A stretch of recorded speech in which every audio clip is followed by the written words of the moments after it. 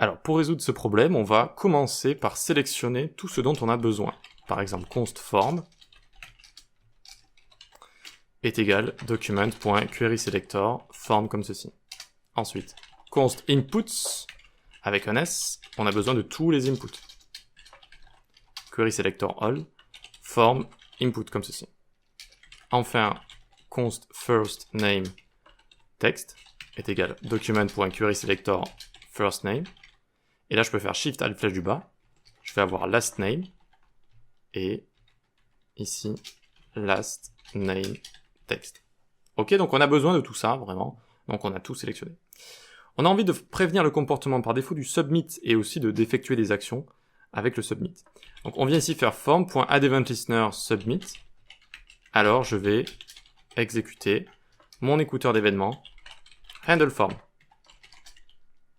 Je préviens le comportement par défaut avec e.preventDefault et je change le contenu de firstNameText.textContent est égal, j'ouvre les backticks, votre prénom, $, j'ouvre les attributs, inputs de 0.value.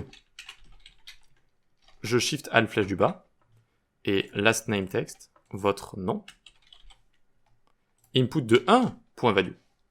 Voyons voir, Marcel le maître. J'appuie sur entrée, Marcel le maître. Ok?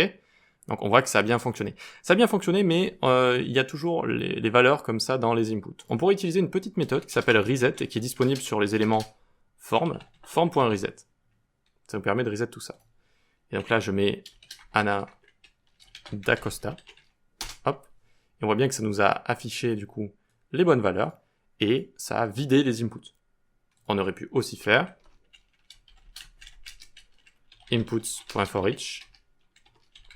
Chaque input reset sa valeur. Comme ceci. Test, test, envoyer, hop là, comme ça. Et voilà.